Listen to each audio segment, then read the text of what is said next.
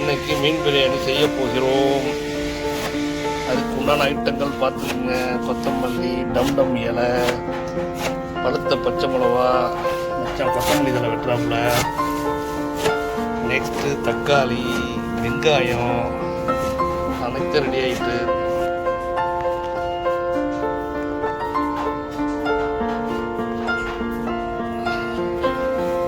பாய்.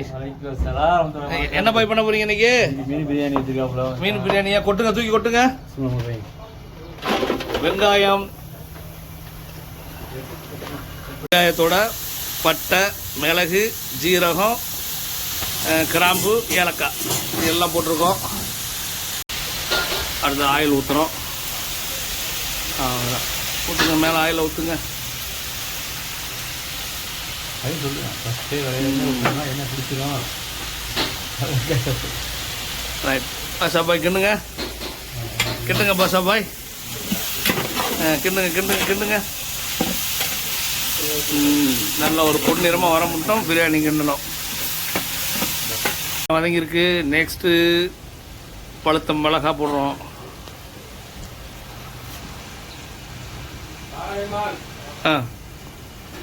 போடுங்க.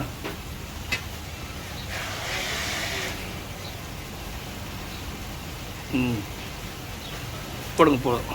அடுத்தது கொத்தமல்லி கொஞ்சம் போடுங்க, புதினா கொஞ்சம் போடுங்க. வதக்குதா.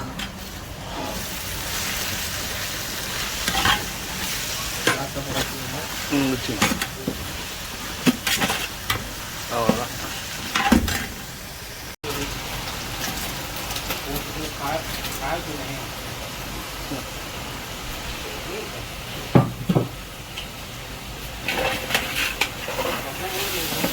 போடு.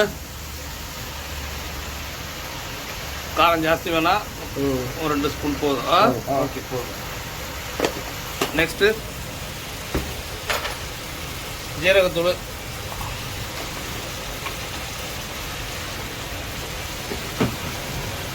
ஒரு 2 ஸ்பூன் போதுமா?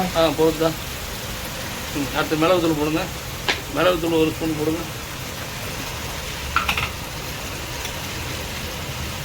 போதும். டீயை கம்மி பண்ணி வச்சுக்கிட்டா.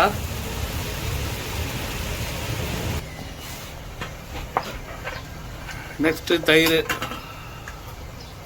போத்தா போத்தா.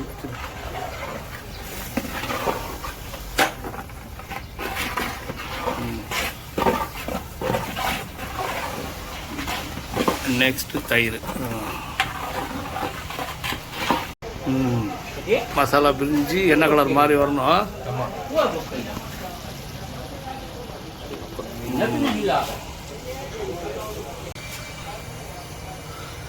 அந்த மீன்லாம் இறக்கியாவதா? ஆமாம் போடுவோம். மீன்லாம் ஒன்று ஒன்றா போட்டுருவோம். சரி, மொத்தமாக கொட்டினா உடஞ்சிடும். ஒன்று ஒன்றா இறக்கி விடுவோம் பொறுமையாக. இந்த மீன் வந்து செத்த நாளைக்கு தண்ணியில் கிடக்கணுங்க. அதுக்கப்புறம்லேருந்து எடுத்துடணும். திருப்பி எடுத்துடணும். அதிலே போட்டு இது பண்ண முடியாது. திருப்பி சில ஊற வச்சு எடுத்துடணும். அழகாக மீனை வந்து தண்ணியிலேருந்து போட்டு தண்ணியில் போட்டு எடுத்துட்டோம். எதுக்கு இப்படி செய்யணும்னா அப்போ தான் மீன் வந்து சாஃப்டாக இருக்கும். கொஞ்சோன்னு தேங்காய் பால், ஒரு அரை முடி தேங்காய் கலக்கிறோம். தேங்காவை பவுட்ரு பண்ணி அதில் ஊற்றுறோம். தேங்காய் ஊற்றுறோம். தேங்காய் ஊற்றினா தான் டேஸ்ட்டு.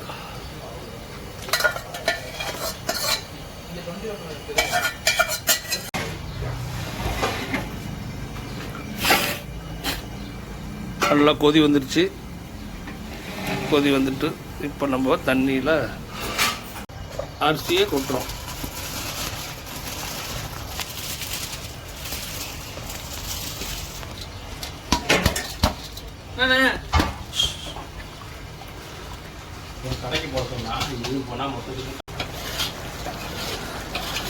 ஆஹா, நல்லா இதாக வந்துட்டு அவ்வளோதான். சோத்தை பரட்டி விட்டுட்டு தம்மில் போட்டு விட்டு வேண்டியதான்.